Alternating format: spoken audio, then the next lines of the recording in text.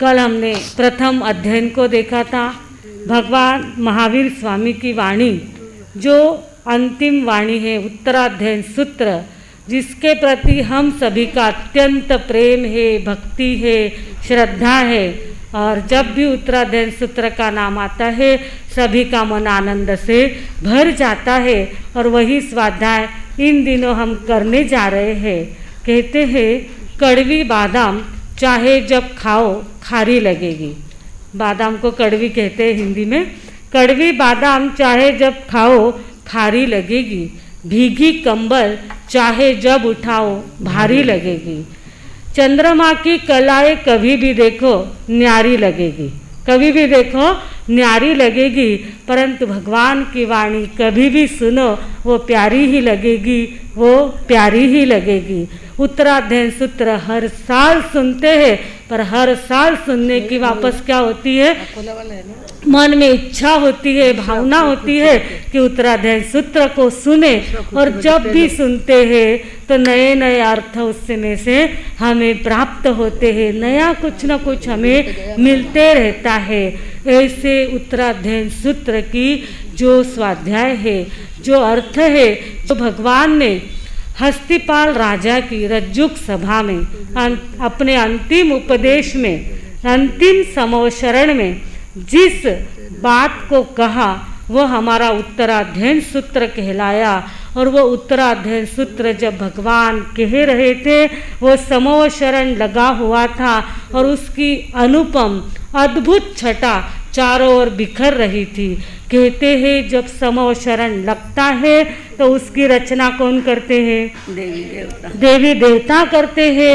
उसमें चांदी, सोना और हीरे के से 3 कोट होते हैं और अनंत असंख्य भक्तगण उसमें बैठकर प्रभु का प्रवचन सुनते हैं। और सुनते समय वहाँ पे क्या होता है कि मंदार, सुंदर, नमेरु, सुपारी जात और संतानक आदि 5 प्रकार के फूलों की वर्षा उस समवशरण में लगातार होती रहती है। क्योंकि वो समवशरण कैसा है, देवताओं के द्वारा निर्मित होता है। तो देवताओं की एक माया ऐसी भी होती है कि उस समवशरण में 5 प्रकार के फूल गिरते रहते हैं और मंद सुगंधित पवन बहते रहता है।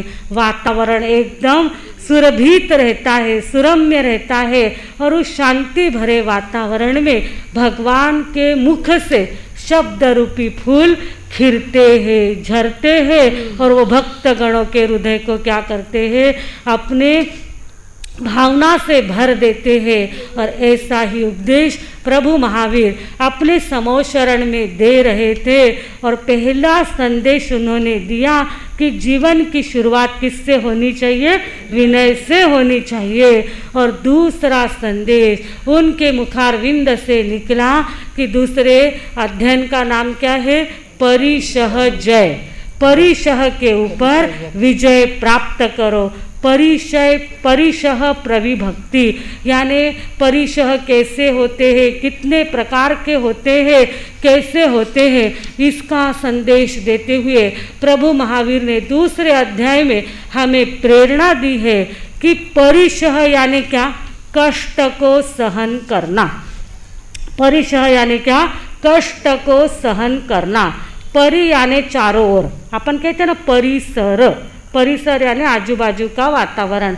परि यानी आजू बाजू के जो कष्ट है उसको सहन करना। शह यानी सहन करना और परि यानी आजू बाजू से आने वाले कष्ट को सहन करना, उसे परिशह कहा जाता है। यानी भगवान ने दूसरी प्रेरणा क्या दी है कि सहनशील बनो। पहले क्या कहा, विनयवान बनो। और दूसरी प्रेरणा आज हमारे सामने क्या आई है कि सहन शक्ति बढ़ाओ, सहन करने की ताकत बढ़ाओ। और जिसकी आज के दुनिया में बहुत ज़्यादा आवश्यकता है। आजकल सब कुछ आदमी करता है पर वो सहन नहीं कर सकता। एक गुरु के सानिध्य में शिष्य उपस्थित हुआ और शिष्य ने कहा कि गुरुदेव, आप कहते हैं कष्ट को सहन करो, कष्ट को आस्ते आस्ते स्वीकार करो, पर कष्ट क्यों सहन करना, क्या पूछा उसने गुरु को? कष्ट क्यों सहन करना? क्योंकि आजकल तो सब प्रकार की सुख सुविधा उपलब्ध है। अगर हमें गर्म पानी चाहिए तो हीटर है, अगर गर्मी लग रही है तो कूलर है, अगर हमें कुछ गर्म चीज़ बनानी है तो उसके लिए क्या है हमारे सामने? माइक्रोवेव है, गैस है, और भी चीज़ें हैं। अगर हमें ठंडी से ठंडी चीज़ खानी है तो फ्रिज उपलब्ध है। अगर कहीं जाना है तो हमारे घर के आगे कार खड़ी है। अगर हमें कहीं समाचार देना है तो हमारे हाथ में क्या है? मोबाइल है। मोबाइल है। और अगर हमारे घर में कोई रसोई बनाने वाला भी नहीं है और हमें अगर खाना खाना है तो हमारे मोबाइल के ऊपर भी क्या है? ऐप आ गए हैं, एप्लीकेशन आ गए हैं। एक जोमेटो, एक स्विगी को ऑर्डर कर दो तो घर बैठे क्या हो जाता है? खाना आ जाता है। तो हे गुरुदेव, आज के ज़माने में इतनी सुख सुविधा उपलब्ध है तो फिर कष्ट क्यों सहन करना? क्यों कष्ट को आमंत्रण देना? तो गुरु ने कहा कि कष्ट को आमंत्रण भी नहीं देना है और कष्ट को इसके लिए सहन करना है कि हमारी ताकत बढ़े। क्योंकि जितनी जितनी सुख सुविधा का हम उपभोग करते हैं उतने हम कमज़ोर बन जाते हैं। हमारे भीतर कमजोरी आने लग जाती है और फिर वो चीज़ नहीं मिली तो फिर हमें सहन होता नहीं है। इसके लिए कष्ट को क्या करना होता है? सहन करना होता है। आंतरिक शक्ति को बढ़ाने के लिए हमें सहन करना चाहिए। तब शिष्य के ध्यान में आया कि अरे सहन शक्ति बढ़ाने की बहुत ज़्यादा ज़रूरत है। क्योंकि कहते हैं परिशह किसे कहते हैं? विशिष्ट परिस्थिति की उपस्थिति होना, विशेष प्रकार की परिस्थिति का उपस्थित होना, ये परिशह कहलाता है। जैसे देखो, देखते देखते परिस्थिति बदल जाती है। अभी अभी अच्छा विश्व में शांति थी पर अचानक क्या हो गया? यूक्रेन में युद्ध चालू हो गया। यूक्रेन कितना सुख सुविधा शांति संपन्न देश था, इतनी ज़्यादा सुख सुविधा वहाँ पे थी और अचानक युद्ध चालू हो गया और वहाँ की सारी सुख सुविधा क्या हो गई? नष्ट हो गई। और देखते देखते इजराइल और अभी कहाँ पे युद्ध चल रहा है? गाज़ा पट्टी में युद्ध चल रहा है। कितने शांति से लोग रह रहे थे पर अचानक युद्ध चालू हो गया और कितनी ज़्यादा कष्ट वहाँ पे लोगों को अभी सहन करने पड़ रहे हैं। कोई भूखा है, कोई प्यासा है, कोई ठंडी से तकलीफ पा रहा होगा, कोई गर्मी से तकलीफ पा रहा होगा। तो परिस्थिति बदलते देर नहीं लगती है। इसके लिए हमेशा सहन करने की शक्ति को हमें बढ़ाना चाहिए। और भगवान ने कहा है कि मार्गा चवनार्थ परिशोढ़व्या परिशहा। हमको अगर साधना करनी है और साधना को अखंड रीति से आगे बढ़ाना है तो हमें कष्ट को सहन करने की ताकत प्राप्त करनी चाहिए। परिशह किसे कहते हैं? कि मार्ग साधना कर रहे हैं, साधना करते करते साधना के बीच में अगर विघ्न आ जाए तो उस विघ्न को हम आगे हंसते हंसते पार कर सके, उसे क्या कहते हैं? परिशह जय कहते हैं। और जो परिशह के ऊपर विजय मिलाता है उससे दूसरा लाभ होता है, उसकी निर्जरा होती है। परिशह करने से दो लाभ होते हैं। मार्गा चवन यानी साधना अखंडित रहती है और दूसरा क्या होता है कि उससे निर्जरा होती है। हमारे यहाँ पे 22 प्रकार के परिशह बताए गए हैं। पहला परिचय है कि भूख को सहन करना, परिचय 22 है। और पहला परिचय क्या है? भूख को सहन करना। अगर साधु बन गए हैं, ये सारे परिचय किसके लिए है? साधु संतों के लिए बताए गए हैं। 22 प्रकार की आपको साधु बनने के बाद तकलीफ आ सकती है, 22 प्रकार के कष्ट आपको आ सकते हैं। उसमें आपको क्या करना है? स्थिर रहना है, शांत रहना है और अपनी साधना को आगे बढ़ाना है। तो सबसे पहला परिचय कौन सा आएगा? शुद्धा परिशह, यानी भूख लगेगी। बाकी कुछ हो कि न हो, आदमी को भूख तो लगती ही है, और भूख लगने के बाद उसे कुछ भी सहन होता नहीं है। एक बार ऐसा लगता है कि कुछ तो भी खाने को मिल जाए। पर जो साधु संत होते हैं वो बड़ी बड़ी विहार यात्राएं करते हैं, एक गांव से दूसरे गांव में जाते हैं। उस समय रास्ते में घर होते नहीं हैं, उस समय बहराने वाले अभी तो शिवाजी नगर में विराजमान हैं, अभी तो पुणे जैसे पुण्यवान शहर में हम विराजमान हैं। यहाँ एक कहो तो 10 चीज़ें सामने हाजिर हो जाती है। पर जब विहार करके जाते हैं, पेट में भूख लगी हुई रहती है, आगे बहराने वाले घर नहीं होते हैं, उस समय भूख को सहन करना ये पहला परिशह है, और उस भूख को भी आनंद पूर्वक सहन करना है। भगवान कहते हैं कष्ट को आमंत्रण नहीं देना है। परिशह का अर्थ क्या है?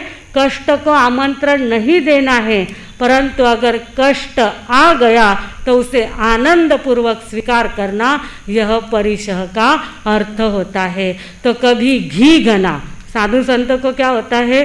कभी घी घना, कभी मुट्ठी चना, और कभी वो भी मना। ऐसी परिस्थिति साधुओं के जीवन में जब आती है तब उन्होंने समता धारण करनी चाहिए और अपनी साधना आगे बढ़ानी चाहिए। इसके लिए पहला परिशह है शुद्धा परिशह, और हमारे इस शुद्धा परिशह को हमारे आनंद घन जी नाम के एक संत होके गए हैं, जिनका नाम ही क्या था? आनंद घन, जिनको हम स्वयं की आत्मा में अनंत आनंद की अनुभूति हो रही थी, और वो गांव शहर को छोड़कर जंगल में चले गए, और जंगल में जाके वो क्या कर रहे थे? अपनी साधना कर रहे थे। कभी तेला कर लेते, कभी अठाई कर लेते, परंतु अठाई होने के बाद भी पारना तो करना ही पड़ता है। अठाई हो जाती और वो क्या करते कि अपने गुफा में से साधना करते करते बाहर निकलते, और वहाँ पे जो छोटी छोटी टेकड़ियाँ बनी रहती, छोटे छोटे पहाड़ रहते, वहाँ पे लोगों की बस्ती रहती, वहाँ पे कुछ घर रहते, वहाँ पे वो क्या करते? गोचरी के लिए जाते, पारने के लिए देखते कि अभी 8 दिन पूरे हो गए हैं, पेट में कुछ तो भी हलचल होने लग गई है, तो चलो कुछ तो भी गोचरी लेके आए। जाते और एक बार वो अठाई का उनको पारना था, और वो पहाड़ी पे गए, छोटे छोटे घर थे, रसोई वहाँ पे बन रही थी, पर कहीं पर भी सुस्त आहार उनको मिला नहीं। पूरे टेकड़ी के ऊपर उन्होंने चक्कर लगा ली, पर कहीं पर भी आहार की प्राप्ति नहीं हुई। ऐसे गए और इधर से वापस चक्कर लगा के पहाड़ी को उतर गए, पर कहीं भी गोचरी का लाभ नहीं हुआ। तो पहाड़ी उतरते उतरते मन में एकदम से विचार आया कि अरे 8 उपवास तो हो गए, 9 उपवास करने का अवसर कब आएगा? अरे भगवान ने मुझे क्या कर दिया है? 9 उपवास करने का अवसर दे दिया है। और भगवान का भजन करते करते उस टेकड़ी से नीचे उतरे और वापस जाके अपनी गुफा में विराजमान हो गए। भूख को जो लगी थी, जो भूख लगी थी, उसको देखने लग गए, और देखते देखते उनकी भूख क्या हो गई? शांत होने लग गई। वो वापस भगवान के भक्ति में अपने ध्यान में लग गए, और उन्होंने कहा कि ऐसा साधना करने का अवसर बार बार मिलता नहीं है, मुझे अवसर मिला है तो क्यों न मैं उसका लाभ उठाऊं। और ऐसा करके वो साधना में लग गए। इसे कहते हैं परिशह के ऊपर विजय प्राप्त करना। ऐसे कभी प्यास लगती है तो प्यास लगने के बाद भी जब तक निर्दोष पानी नहीं मिलता है तब तक साधु संत पानी को वापरते नहीं हैं, उस प्यास को सहन करते हैं। और हमारे मेघ कुमार जो राजकुमार थे, दीक्षा धारण कर ली और भगवान के समूह शरण में चले गए, भगवान की शरण में चले गए, पर रात्रि के समय में उनको बराबर नींद नहीं आई, तो उनका संयम से मन क्या हो गया? उछट गया कि अरे रात्रि के समय भी अगर नींद बराबर नहीं होती है तो साधना कैसी होगी। और भगवान को कहा कि भगवान मैं ये साधना नहीं कर सकता। तब भगवान ने उनको कहा कि पूर्व भव में कितनी साधना की है और अभी छोटे से तकलीफ से डर गए, छोटे से तकलीफ से हार गए। अरे अपने अंतर की शक्ति को जगाओ और साधना में वापस लग जाओ। पहला भव याद आया और वापस वो अपने कष्ट को सहन करके अपनी साधना में लग गए। इस तरह से साधक के जीवन में क्या होते हैं, कष्ट आते हैं और उनको सहन करना और आगे बढ़ना, ये साधक का क्या होता है, लक्ष्य होता है। और लक्ष्य किस लिए होता है कि मुझे आगे जाके अरिहंत बनना है, मुझे आगे जाके भगवान बनना है, मुझे आगे जाके तीर्थंकर बनना है। इसलिए वो कष्ट को क्या करते हैं, सहन करते हुए आगे बढ़ जाते हैं। और दूसरी तरफ अगर देखें कि साधु संतों के लिए तो 22 प्रकार के परिशह भगवान ने दूसरे अध्याय में बताए हैं, वो तो उनको सहन करना ही है।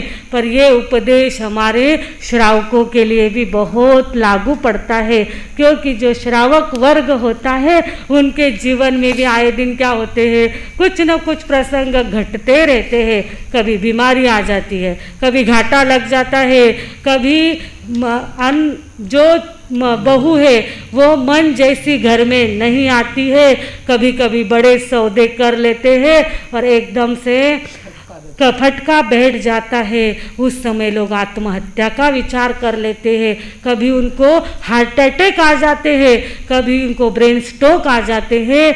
तो उस समय भगवान कहते हैं कि जो भी परिस्थिति सामने आती है उसमें थोड़ा सहन करना सीखो तो आप जीवन को आनंद से जी सकते हैं। और आजकल बहुत ज़्यादा घटस्फोट हो रहे हैं, सबसे ज़्यादा आजकल घटस्फोट हो रहे हैं। किसके कारण हो रहे हैं कि सहन शक्ति का अभाव हो गया है।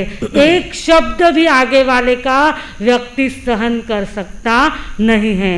अगर साधना के क्षेत्र में, जीवन के क्षेत्र में आगे बढ़ना है तो आदमी को दूसरी प्रेरणा, आज भगवान ने दूसरी प्रेरणा कौन सी दी है, सहनशील बनो, सहन शक्ति बढ़ाओ। तो जो सहन शक्ति बढ़ाता है वो टिक जाता है और जो टिकता है उसी को कुछ तो भी प्राप्त होता है। इसके लिए हमारे जितने भी राजकुमार थे, सेठ थे, साहूकार थे, उन्होंने भगवान का उपदेश सुना। उनके पास सब प्रकार की सुख सुविधा थी, परंतु उसका भी उन्होंने त्याग किया और धर्म के मार्ग पर, त्याग के मार्ग पर चले। और चलने के बाद जो भी कष्ट आया उनको सहन किया।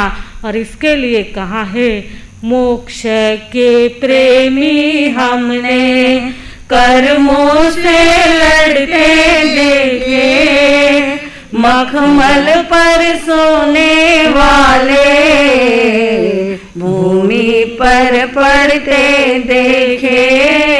मोक्ष के प्रेमी हमने कर्मों से लड़ते देखे, मखमल पर सोने वाले भूमि पर पड़ते देखे।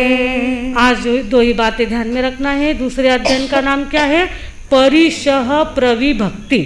आज दूसरा नाम याद रखना है। और परिशह कितने हैं, 22 प्रकार के होते हैं। और वो जैसे जैसे आगे भी समय आएगा वो आपके सामने रखते जाएंगे। तो आज दो ही बातें आपको ध्यान में रखनी है। और तीसरी प्रेरणा भगवान की है कि सहन शक्ति बढ़ाओ। तो ये सहन शक्ति हमारी ज़्यादा से ज़्यादा बढ़े, इसी शुभकामना के साथ मैं विराम लेती हूँ। ओम शांति। हर शर जय।